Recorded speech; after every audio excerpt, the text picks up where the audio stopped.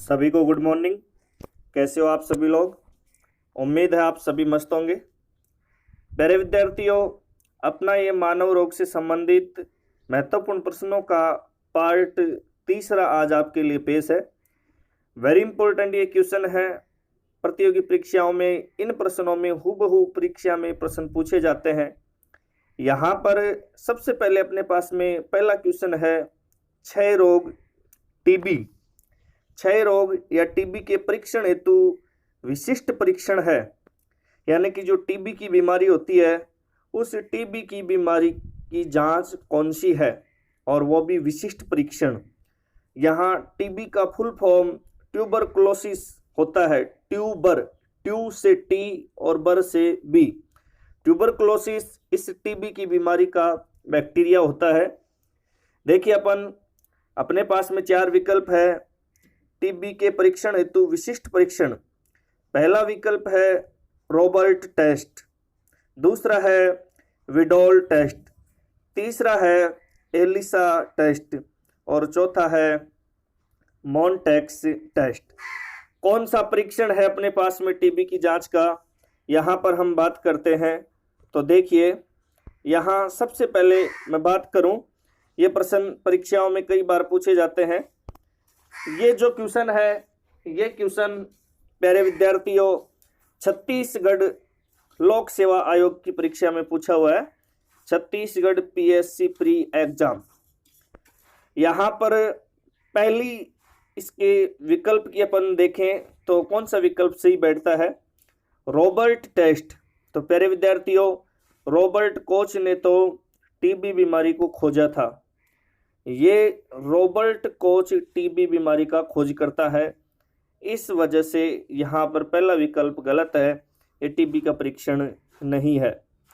हम बात करें आगे, दूसरा अपने पास में है विडोल टेस्ट। ये जो विडोल टेस्ट है, ये विडोल टेस्ट टाइफाइड की बीमारी की जांच के लिए उपयुक्त किया जाता है, इस वजह से ये विकल्प भी अपने पास में कैंसिल। एलिसा है, एलिसा एड्स की जांच है, इस वजह से ये विकल्प भी गलत। तो टीबी का परीक्षण विशिष्ट परीक्षण हमारे पास में होगा मॉन्टेक्स टेस्ट, यानी कि इसका सही जवाब होगा मॉन्टेक्स टेस्ट, ऑप्शन नंबर 4। इस मॉन्टेक्स टेस्ट में क्या करते हैं? चिकित्सक उस रोगी का परीक्षण करने के लिए उसके हाथ से इंजेक्शन में ब्लड सैंपल लेता है और उसका परीक्षण करता है कि इसके ब्लड में ट्यूबरकुलोसिस जो बैक्टीरिया है उसका संक्रमण हुआ है या नहीं हुआ है। इस वजह से टीबी का जो हमारे पास में विशिष्ट परीक्षण है उसका आंसर होगा मॉन्टेक्स टेस्ट। अपन बात करते हैं, देखो यहाँ पर मैं बात करूँ, अपने पास में जो ये विडोल टेस्ट है, विडोल टेस्ट, ये विडोल टेस्ट तो हमारे पास में टाइफाइड का है। विडोल टेस्ट टाइफाइड का है। यहाँ पर मैं लिख देता हूँ टाइफाइड, टाइफाइड की जांच विडोल टेस्ट, टाइफाइड, याद रखना इस बात को, टाइफाइड। इसके बाद में एलिसा जो टेस्ट है, ये एलिसा टेस्ट एड्स का परीक्षण है। एड्स ये भी कई बार परीक्षाओं में पूछा जाता है। मॉन्टेक्स जो हमारे पास में है, ये टीबी का परीक्षण है, टीबी। यहाँ पर आपके लिए एक चित्र दिखाया गया है और ये जो चित्र है ये टीबी की जांच करता हुआ चिकित्सक का हमारे पास में चित्र है, ध्यान रखें, मॉन्टेक्स। और टीबी की जांच और अलग भी होती है, जैसे अपने थूक या बलगम के द्वारा की जाने वाली जांच, इस प्रकार से अन्य कई प्रकार की जांचें भी होती है। मैं आपको जानकारी के लिए बता दूं, ये जो हमारे पास में टीबी है, इस टीबी का पूरा नाम ट्यूबरकुलोसिस होता है। ये जीवाणु जनित है, जीवाणु जनित रोग, यानी कि बैक्टीरिया जनित बीमारी होती है टीबी। टीबी अपने पास में बैक्टीरिया जनित बीमारी है। अपन दूसरे क्वेश्चन की ओर चलते हैं। क्वेश्चन नंबर 2, नवजात शिशु में ट्रिपल एंटीजन वैक्सीन या निम्नलिखित में से किन रोगों से प्रतिरक्षित करने के लिए लगाई जाती है? बहुत ही अच्छा क्वेश्चन है, यह यूपीएससी की परीक्षा में पूछा हुआ है। नवजात शिशु में ट्रिपल एंटीजन, ट्रिपल का मतलब होता है 3, एक ही वैक्सीन के द्वारा 3 प्रकार के एंटीजन किसी शरीर में अपन प्रवेश करें, वो वैक्सीन कौन सी है? तो ट्रिपल एंटीजन टीका प्यारे विद्यार्थियों डीपीटी के टीके को बोलते हैं। डीपीटी याद रखना, ट्रिपल एंटीजन टीका बोलते हैं डीपीटी को। ट्रिपल एंटीजन टीका जो अपने पास में होता है वो डीपीटी होता है। अब वो डीपीटी वाला टीका कौन कौन सी बीमारी में लगाया जाता है उसके विकल्प अपन को ढूंढने हैं। ये क्वेश्चन बहुत महत्वपूर्ण है। ये क्वेश्चन यूपीएससी की परीक्षा में पूछा हुआ है, यूपीएससी सीडीएस एग्जाम में। इस सीडीएस एग्जाम को देने के लिए बीएससी योग्यता चाहिए और इसमें डायरेक्ट लेफ्टिनेंट कर्नल की पोस्ट मिलती है सेना में। ऑप्शन की ओर अपन बढ़ते हैं। टिटनस, तो प्यारे विद्यार्थियों डीपीटी का टीका टिटनस की बीमारी में लगाया तो जाता है, लेकिन इसमें सारे विकल्प सही नहीं है। डीपीटी का टीका टिटनस में लगाते हैं, लेकिन पोलियो में नहीं लगाते हैं और प्लेग में भी नहीं लगाते हैं। इस वजह से पहला ऑप्शन गलत। टीबी के अंदर नहीं लगाया जाता है, पोलियो में नहीं लगाया जाता है, डिप्थीरिया में लगाया जाता है। सारे विकल्प सही नहीं है, इस वजह से ये ऑप्शन भी हमारे पास में गलत। हाँ, डीपीटी का टीका डिप्थीरिया में लगाया जाता है, पोलियो में नहीं लगाया जाता है, कुष्ठ में नहीं लगाया जाता है। इस वजह से ये ऑप्शन भी अपने पास में गलत हो गया। डीपीटी का टीका डिप्थीरिया में लगाते हैं। पर्टुसिस बैक्टीरिया होता है कुकर खांसी का, इसमें भी लगाया जाता है। इस वजह से यहाँ पर पी वाला मीनिंग कुकर खांसी को बताता है। पर्टुसिस बैक्टीरिया कुकर खांसी या इसे अपन हपिंग रोग के नाम से भी जानते हैं, और टीका मतलब टिटनस। तो डीपीटी का टीका अपने पास में डिप्थीरिया, कुकर खांसी और टिटनस की बीमारी में लगाया जाता है। इसलिए अपना सही जवाब होगा ऑप्शन नंबर 4। थर्ड क्वेश्चन की ओर अपन आगे बढ़ते हैं। तीसरा क्वेश्चन, निम्न सभी बीमारियों का कारण वायरस होता है सिवाय एक को छोड़कर। अपने पास में 4 विकल्प हैं। इन 4 विकल्पों में एक ऐसी बीमारी है जो वायरस के द्वारा नहीं होती है, और बाकी 3 जो ऑप्शन में अपने पास में बीमारी है वो वायरस के द्वारा होती है। तो जो वायरस के द्वारा नहीं होती है उसकी पहचान करनी है। ये उत्तराखंड लोक सेवा आयोग की परीक्षा में पूछा हुआ प्रश्न है। उत्तराखंड पीएससी एग्जाम में क्वेश्चन पूछा गया था।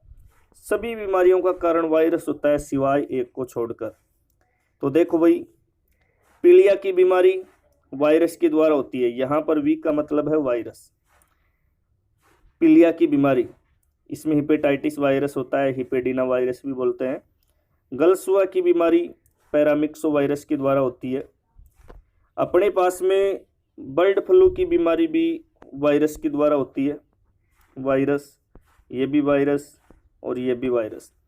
आंत्रज्वर, ये बीमारी अपने पास में बैक्टीरिया जनित है, बैक्टीरिया के द्वारा होती है। आंत्रज्वर बैक्टीरिया, ये बैक्टीरिया जनित बीमारी है। तो पीलिया की बीमारी वायरस जनित है, हिपेडिना वायरस होता है, गलसुआ वायरस जनित है, पैरामिक्सो वायरस होता है। बर्ड फ्लू के अंदर वायरस होता है H5N1। बर्ड फ्लू का वायरस मैं यहाँ पर लिख देता हूँ H5N1, और इसको इस प्रकार से याद रखना। बर्ड फ्लू में 51 रुपये का प्रसाद चढ़ाते हैं, इस प्रकार से आपकी याद रह जाएगा। H का मतलब हीमोग्लूटिनिन होता है और N का मतलब न्यूरामिनिडेज। तो यहाँ पर हमारे पास में क्वेश्चन था कि 4 विकल्प हैं, उनमें वायरस के द्वारा होने वाली बीमारी है एक को छोड़कर, तो वो एक बीमारी अपने पास में कौन सी है? आंत्रज्वर। तो इसका सही जवाब 4 नंबर। आगे बढ़ते हैं, बहुत महत्वपूर्ण क्वेश्चन है। एड्स के विषाणु के लिए सबसे ज़्यादा आजमाई गई दवा का नाम है। एड्स बीमारी के वायरस यानी कि HIV को कंट्रोल करने के लिए सबसे ज़्यादा एक दवा आजमाई गई और इस दवा को औषधि के रूप में भी काम में लिया गया। तो वो दवाई कौन सी है? बहुत इंपॉर्टेंट क्वेश्चन है। यूपी लोअर प्री परीक्षा में भी ये क्वेश्चन पूछा हुआ है, यूपी लोअर प्री परीक्षा में। इसका सही जवाब है जीडोवुडीन। जीडोवुडीन नाम की दवाई है। ये एड्स के लिए बहुत ज़्यादा आजमाई गई और कुछ % सक्सेस हुई, पूर्ण रूप से ये दवा भी सक्सेस नहीं हुई। इस वजह से इसका सही जवाब अपने पास क्वेश्चन की लैंग्वेज के अकॉर्डिंग जीडोवुडीन। याद रखना, एड्स के विषाणु के लिए सबसे ज़्यादा आजमाई गई दवाई का नाम है जीडोवुडीन। माइकोनोजोल ये नहीं है, नॉनक्सीवोल ये भी नहीं है, और क्लोरोक्विन तो आप जानते हैं ये तो मलेरिया की दवाई है, मलेरिया। आगे बढ़ते हम नेक्स्ट क्वेश्चन की ओर। अगला क्वेश्चन नंबर 5 बहुत इंपॉर्टेंट क्वेश्चन है और ये रीट के लिए भी उपयोगी है, क्योंकि रीट में पोलियो का चैप्टर अलग से दिया गया है। पोलियो का विषाणु शरीर में प्रवेश करता है, यानी कि जो पोलियो की बीमारी है उसका वायरस शरीर में किस तरह से प्रवेश करता है। तो देखिए, अपने पास में 4 विकल्प हैं। कुत्ते के काटने पर नहीं, कुत्ते के काटने पर तो रेबीज नाम की बीमारी होती है, रेबीज, और रेहेबडो वायरस शरीर में प्रवेश करता है, रेहेबडो वायरस शरीर में प्रवेश करता है। मच्छर के काटने से बीमारियां अलग होती है, जैसे डेंगू, मलेरिया वगैरह। तो मच्छर के काटने से भी अपने पास में पोलियो का वायरस शरीर में प्रवेश नहीं करेगा। थूक के द्वारा भी वायरस शरीर में प्रवेश नहीं करता है। पोलियो का जो वायरस है वो अपने शरीर में दूषित भोजन और जल के द्वारा प्रवेश करता है। याद रखना, यदि अपन दूषित भोजन और दूषित जल का इस्तेमाल करें तो पोलियो का जो अपने पास में वायरस होता है एंट्रोवायरस, वो शरीर में प्रवेश कर जाता है और अपने तंत्रिका तंत्र को प्रभावित करता है। एंट्रोवायरस, पोलियो के वायरस का नाम है एंट्रोवायरस। ये एंट्रोवायरस अपने बॉडी के अंदर दूषित भोजन व जल के द्वारा प्रवेश करता है, याद रखना। और इसके अंदर तंत्रिका तंत्र प्रभावित होता है, तंत्रिका तंत्र। आगे बढ़ते हैं अपन क्वेश्चन नंबर 6। स्वाइन फ्लू का संक्रमित वायरस है। अच्छा क्वेश्चन है, यूपीएससी की परीक्षा में IAS प्री 2015 में पूछा गया था स्वाइन फ्लू का संक्रमित वायरस। तो याद रखना, स्वाइन फ्लू का संक्रमित वायरस H1N1 होता है। इसको याद इस तरह से कर लेना कि स्वाइन फ्लू में 11 रुपये का प्रसाद चढ़ाना है। 4 ऑप्शन मिलेंगे, उनमें आपको HH भी मिलेंगे और NN भी मिलेंगे। आपको 1-1 देखना है, यानी कि H1N1 स्वाइन फ्लू का वायरस है। स्वाइन फ्लू की बीमारी सुअर के मांस के द्वारा हुई थी दुनिया में सबसे पहले। सुअर, स्वाइन फ्लू का संक्रमण सुअर के द्वारा हुआ। और सुअर का जो मांस होता है, मास्क भूल गया था। सुअर के मांस को पोर्क कहते हैं, पोर्क। सुअर का मांस पोर्क कहलाता है और इस पोर्क को इंसान ने ग्रहण किया, इसको खाया और खाने के बाद में सुअर का जो वायरस है H1N1, ये वायरस मनुष्य के शरीर में प्रवेश किया और स्वाइन फ्लू की बीमारी पनपी। तो स्वाइन फ्लू का जो वायरस है वो होता है H1N1 और बर्ड फ्लू का मैंने आपको बताया था H5N1। बर्ड फ्लू में 51 रुपये का प्रसाद चढ़ाना है और स्वाइन फ्लू के अंदर 11 रुपये का प्रसाद चढ़ाना है। आगे बढ़ते हैं। प्रसाद चढ़ाने का मतलब याद करने का तरीका। एड्स के लिए उत्तरदायी विषाणु है। छत्तीसगढ़ लोक सेवा आयोग परीक्षा में पूछा गया कि एड्स के लिए उत्तरदायी विषाणु। बहुत अच्छा क्वेश्चन है। ग्रंथि विषाणु का संबंध एड्स से नहीं है। रेहेबडो का तो रेबीज से मैंने बार बार आपको बता दिया, रेहेबडो वायरस का संबंध रेबीज से है, रेबीज। पैरामिक्सो वायरस का संबंध गलसुआ से है, गलसुआ से है। रिट्रोवायरस एड्स का है, रिट्रोवायरस। ध्यान रहे, एड्स का वायरस HIV भी होता है, ह्यूमन इम्यूनोडेफिशिएंसी वायरस, मानवीय प्रतिरक्षी न्यूनता विषाणु। और एड्स का ही अपने पास में जो दूसरा वायरस होता है, उस दूसरे वायरस को रिट्रोवायरस बोलते हैं। रिट्रोवायरस याद रखना, ये रिट्रोवायरस जो अपने पास में है ये एड्स का वायरस है। ये सन 1989 से और 1992 में शोध हुआ, उस समय पता चला था कि एड्स का रिट्रोवायरस भी होता है। अच्छा क्वेश्चन है, इसमें HIV को नहीं दिया गया है। आगे बढ़ते हैं, हाइड्रोफीबिया किसके द्वारा होता है? झारखंड लोक सेवा आयोग परीक्षा में पूछा गया। तो सबसे पहले मैं आपको बताऊं प्यारे विद्यार्थियों, जो रेबीज की बीमारी होती है, उस रेबीज की बीमारी को ही हाइड्रोफीबिया बोला जाता है। हाइड्रोफीबिया रेबीज बीमारी को ही बोला जाता है, रेबीज। और मैंने आपको पिछले वीडियो में बताया था कि रेबीज की बीमारी कुत्ते के काटने से, बंदर के काटने से, भेड़िया के काटने से होती है। और रेहबडो नाम का वायरस शरीर में प्रवेश करता है और तंत्रिका तंत्र को प्रभावित करता है। इससे रोगी के शरीर में तंत्रिका तंत्र प्रभावित होने की वजह से रोगी को जल से डर लगता है। हाइड्रोफीबिया का मतलब अपने पास में जल भित्ति, हाइड्रोफीबिया का मतलब है जल भित्ति, यानी कि जल के द्वारा, भित्ति का मतलब भय या डर। तो हाइड्रोफीबिया का शाब्दिक अर्थ हो गया जल भित्ति, यानी कि ऐसी कौन सी बीमारी है जिसमें रोगी को पानी के द्वारा डर लगता है। तो रेबीज की बीमारी वायरस के द्वारा जनित है, ना तो जीवाणु के द्वारा, ना परजीवी के द्वारा, ना कवक के द्वारा। याद रखना आप इस बात को। तो हाइड्रोफीबिया किसके द्वारा होता है? वायरस के द्वारा। और उस वायरस का नाम मैंने आपको बताया रेहबडो वायरस। क्या नाम बताया? रेहबडो वायरस। इसको जलभित्ति रोग भी कहते हैं, जलभित्ति रोग भी से कहते हैं। आगे बढ़ते हम, क्वेश्चन नंबर अपने पास में है 9। कवक फंगस जनित बीमारी नहीं है। कवक बोलो, फंगस बोलो, फंजाई बोलो, ये सूक्ष्म जीव एक है और नाम अनेक है। तो कवक फंगस जनित बीमारी नहीं है, इसने पूछा है नहीं है, नहीं है पूछा है इसने, नहीं है। हरियाणा ग्रुप डी की परीक्षा में प्रश्न पूछा हुआ है। तो देखिए, दाद कवक के द्वारा होता है, एथलीट फुट कवक के द्वारा होता है।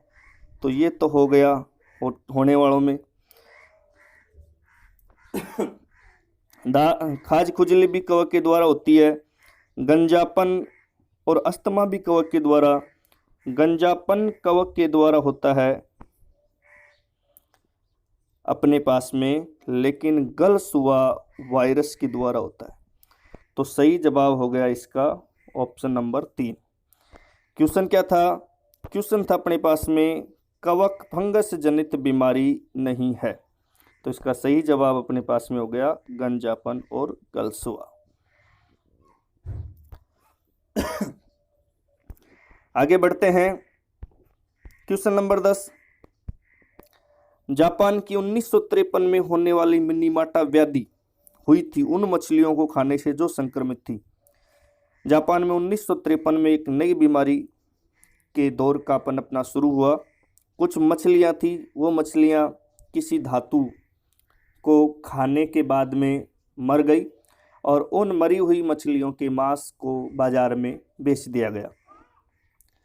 जिन जिन व्यक्तियों ने उस मांस का इस्तेमाल किया, उन व्यक्तियों के एक भयंकर घातक बीमारी हुई।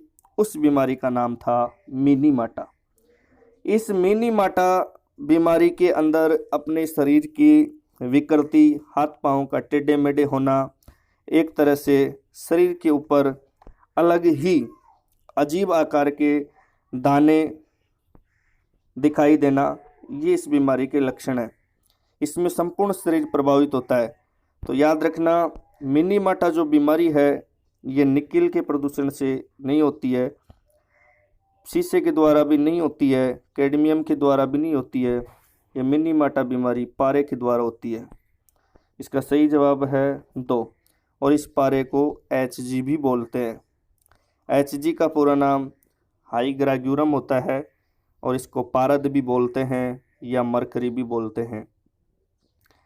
इसको प्रदूषण जनित बीमारियों के अंदर भी हम पढ़ाते हैं कि मिनीमाटा नामक बीमारी किस तत्व के प्रदूषण द्वारा होती है। तो उसका सही जवाब होगा हमारे पास में पारे के द्वारा। ये प्रश्न कई बार परीक्षाओं में पूछा जाता है। छत्तीसगढ़ PSC एग्जाम में भी आया हुआ है और रीट लेवल फर्स्ट एग्जाम 11 फरवरी 2018 को भी आया हुआ है कि मिनीमाटा बीमारी कौन से तत्व के प्रदूषण के द्वारा होती है। एक बार मैं फिर से इन सबको रिपीट कर देता हूँ, ध्यान से देखना। देखो, बहुत इंपॉर्टेंट क्वेश्चन है। सबसे पहला क्वेश्चन, क्षय रोग या TB के परीक्षण हेतु विशिष्ट परीक्षण है। छत्तीसगढ़ PSC प्री एग्जाम में पूछा हुआ क्वेश्चन है। इसका सही जवाब अपने पास में होगा मॉन्टेक्स टेस्ट। इसके बाद में अपन आगे बढ़ते हैं। दूसरा क्वेश्चन था अपने पास में ट्रिपल एंटीजन वैक्सीन। तो ट्रिपल एंटीजन वैक्सीन लगाई जाती है डिप्थीरिया, कुकर खांसी और टिटनेस की बीमारियों से निजात पाने के लिए बच्चों के लगाई जाने वाला टीका है। थर्ड क्वेश्चन था सभी बीमारियों का कारण वायरस होता है सिवाय एक को छोड़कर। तो पीलिया वायरस के द्वारा, गलसुआ वायरस के द्वारा, बर्ड फ्लू वायरस के द्वारा, आंत्रज्वर बैक्टीरिया के द्वारा।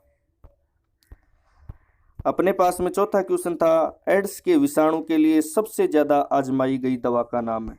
तो इसका सही जवाब जीडोवुडिन। पांचवा क्वेश्चन था पोलियो का विषाणु शरीर में किस तरह प्रवेश करता है। तो यह दूषित भोजन और जल के द्वारा प्रवेश करता है। छठा क्वेश्चन था स्वाइन फ्लू का संक्रमित वायरस है। तो इसका संक्रमित वायरस H1N1 यानी कि 11 रुपए का प्रसाद चढ़ाना है। याद रखने का तरीका।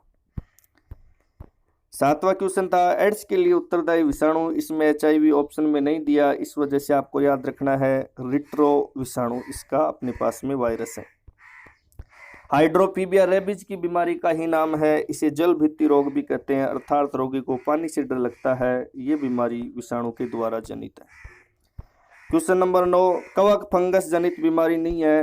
तो गंजापन और गलसुआ बीमारी कवक फफूंद जनित नहीं है। तो गंजापन कवक के द्वारा होता है जबकि गलसुआ वायरस के द्वारा होता है।